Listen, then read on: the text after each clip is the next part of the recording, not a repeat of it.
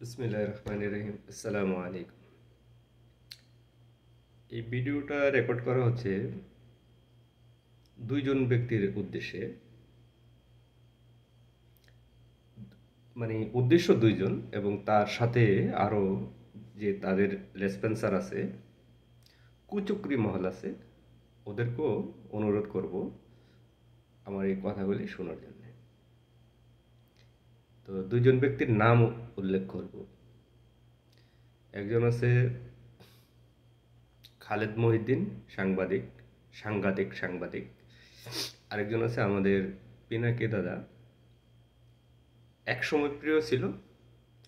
তো হ্যাঁ, আমাদের জাতিগত হিসাবে একটা আমরা হইছি মুনাফেক এবং নিমুখ হারান টাইপের, যে আমরা মানুষের উপকারটা স্মরণে রাখি না। ওনার বিশেষ অনেক ভূমিকা আছে হাসিনা পতনের। উনি ওই সময় গণতন্ত্র উনি চাইছে, এখন উনি গণতন্ত্র চায় না। অর্থাৎ উনি শিফট করছে ওনার যেই চাওয়া চাহিদা আবদার, সেগুলি থেকে উনি শিফট করছে ওনার চয়েস। সো আমিও শিফট করলাম। আমি যখন উনি দেশ এবং গণতন্ত্র জনগণের ভোটের অধিকারের পক্ষে ছিল, তখন আমি ওনার পক্ষে ছিলাম। যখন উনি ওনার নীতি আদর্শ থেকে শিফট করছে, আমি নিজেও শিফট করতে পারি, বাট আমি ওনাকে প্রত্যাখ্যান করছি। কিন্তু আমার যে নীতি আদর্শ, ভোটের অধিকার, জনগণের অধিকার, গণতন্ত্র, সেটা থেকে আমি শিফট করি নাই। আমাদের একই চাহিদা, অর্থাৎ আমরা দুই জবানের না। আমাদের বাপ এক, আমাদের জন্মসত্য। সো আমরা যেটা আগে 15 বছর 16 বছর ধরে যা দাবি ছিল, এখনও একই দাবিতে আছি আমরা। যাদের জবানের ঠিক নাই, জন্মের ঠিক নাই, তারা দাবি পরিবর্তন হইতে পারে, তারা শিফট করতে পারে তাদের সুবিধা মতে। বিএনপি আন্দোলন শুরু করছে জনগণের ভোটের অধিকারের জন্য। সে আন্দোলন এখনো অব্যাহত আছে। হয়তো মাঠে নাই, কারণ যদি এখন সরাসরি মাঠে নামে বিএনপি, তো কি পরিস্থিতি হইতে পারে সেটা যারা বড় বড় কথা বলে তারাও জানে। তারা খালেদ মহিউদ্দিন এবং পিনাকি দাদা, আপনাদের উদ্দেশ্যে আমার বলা যে আপনারা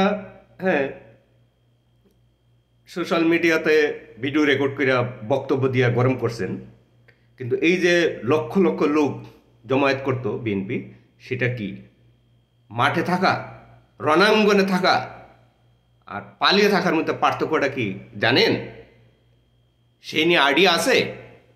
বিএনপির নেতাকর্মীরা জেল খাটছে, রণাঙ্গনে এত বড় কুখ্যাত স্বৈরাচারের বিরুদ্ধে লড়াই করছে। ওই লড়াইয়ে সামরিক কিছুটা বিজয় হয়েছে যখন পালাইছে। এখনো জনগণের যেহেতু ভোটের অধিকার ফেরত পাওয়া হয়নি, লড়াই অব্যাহত আছে। বাট মাঠে নাই।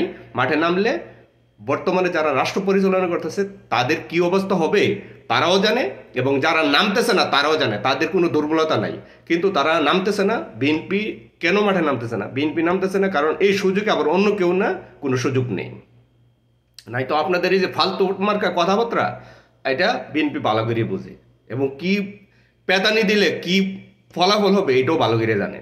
সো বিএনপি এমন কোনো কিছু করতে চাইতেছে না যে অন্য কেউ সুযোগ নিক, আর বিএনপি এমন কোনো কিছু করতে চাইতেছে না যে বিনা ভোটে এমনি ক্ষমতাতে আসুক। বিএনপি কখনোই কোনো বক্তব্যের মধ্যে বলে না যে কাউকে ক্ষমতায় আসতে দেব না, কিন্তু আপনারা বলেন। কিছু জামাতি বলে, কিছু অগণতান্ত্রিক সুবিধাপন্থী তারা বলে যে বিএনপিকে ক্ষমতায় আসতে দেব না। এই কথার মানে কি? খালেদ মহিউদ্দিন সাহেব, আপনাকে বলতেছি, আপনি একটা কুখ্যাত রাষ্ট্রের সর্বশ্রেষ্ঠ দুর্নীতিবাজ, শেয়ার বাজার কেলেঙ্কারি, শেয়ার বাজার ধ্বংসকারী, তার প্রতিষ্ঠানে চাকরি করছেন। তার এই কালো টাকা নিয়ে আপনি বড়লোক হয়েছেন। আপনার যোগ্যতা দিয়ে আপনি অন্য জায়গায় চাকরি করলে পারতেন। আবার বড় বড় নীতির কথা শোনান না, সাবধান হয়ে যান। আপনার ফালতু মার্কা এই অ্যাডভাইস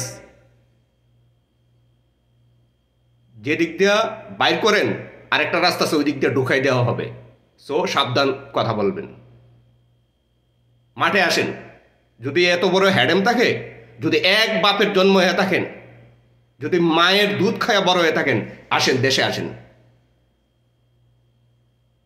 বক্তব্য ফুন্দান না, গাল দিলাম না, ভালোভাবে কথা বলবেন, গণতন্ত্রের পক্ষে কথা বলবেন, জনগণের অধিকারের পক্ষে কথা বলবেন। ইউনূস সাহেব কোনো ফেরেশতা না, ওই এক ব্যক্তি দিয়ে সেটা রাষ্ট্র চলে না। বুঝতে পারছেন? আপনারা দেশের মধ্যে আরেকটা গন্ডগোল পাকাইবার চেষ্টা করতেছেন, যে গন্ডগোলে আপনারা সুবিধা নেবেন অথবা কাউকে সুবিধা দেওয়ার চেষ্টা করতেছেন। জনগণের ভোটের অধিকার এই বছরের ভিতরে আদায় করে নেওয়া হবে।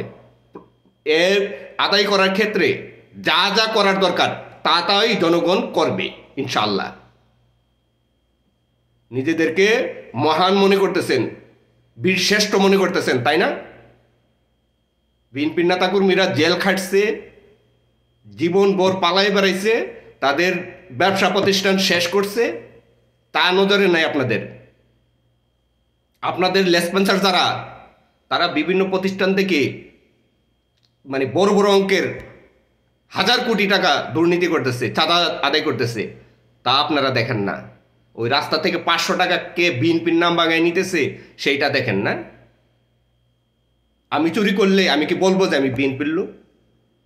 লেখাপড়া করছেন কি, বাল ফলাইছেন, এতটুকু জ্ঞান বুদ্ধি হয় নাই। চুর কি বলে? চুর তো সত্যিকারের চুর হইলে তার বাপের নাম বলে না, তার গ্রামের নামও বলতে পারে না, বলতে চায় না। আর যারা এই যে চাঁদাবাজি করে তারা মানে বিএনপির বললেই বিএনপির হয়ে গেছে না। যদিও কেউ কইরা থাকে এরকমের, আর হচ্ছে সুবিধাবন্তী। কোনো অপরাধী আমি মনে করি না কোনো দলের। যারা অপপ্রচার চালায় আমি মনে করবো তারা ওই ধরনের লোক দিয়ে সেটা এই ধরনের ঘটনা ঘটায়া তারা এই অপপ্রচার চালাইতেছে। শুনেন, সৃষ্টিকর্তা একজন আছে, অপপ্রচার চালাইয়া কেউ সুবিধা আদায় করতে পারে না। হাসিনা যেমন মানে মিথ্যে উন্নয়নের দুয়াশা তুইলা ক্ষমতায় থাকতে পারে নাই, 2 দিন আগার পর যাইতে হইছে। যারা ওই অপপ্রচার চালাইতেছে, আপনারা আপনাদের লেসপেন্সার, আপনাদের যে লক্ষ্য সেটা অর্জন হবে না। আপনাদের যে মানে কুরুচি এবং মানে রাষ্ট্র বিরোধী, জনগণ বিরোধীর যে লক্ষ্য সেটা অর্জন হবে না ইনশাআল্লাহ। এই 25-এর ভিতরে নির্বাচন দিতে হবে, আর না দিলে ওই হাসিনা দলের নেতারা বলতো যে হাসিনা ক্ষমতা ছাড়লে এই করবে, তে করবে, এ করবে, কিছুই কিন্তু বিএনপি করে নাই। বিএনপির লক্ষ লক্ষ নেতাকর্মী অত্যাচার নির্যাতনের শিকার হয়েছে, কিন্তু কিছুই করে নাই। হাসিনার সমর্থকদের উপরে মানে যে প্রতিশোধ নেওয়া হয় নাই, হাসিনাও কিন্তু গণতন্ত্র বিরোধী ছিল, জনগণের ভোটের অধিকার দেয় নাই। সো হাসিনার সমর্থকদের উপরে যে প্রতিশোধ নেওয়া হয় নাই, সেই প্রতিশোধের ডাবল প্রতিশোধ নেওয়া হবে যারা নির্বাচনে বাধা দিবে, এবং যারা নির্বাচন না দিয়ে দীর্ঘদিন ক্ষমতায় থাকার চেষ্টা করবে।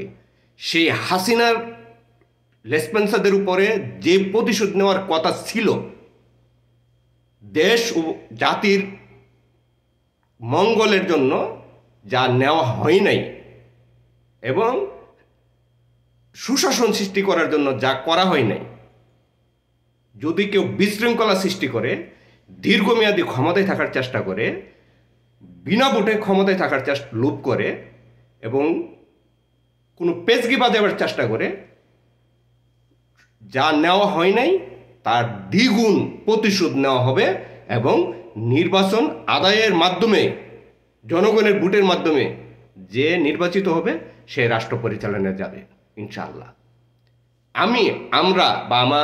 আমি যে দলের সমর্থন করি সেই দলের কেউ আজও তা বলে নাই যে আমরা কাউকে ক্ষমতায় যাইতে দেব না।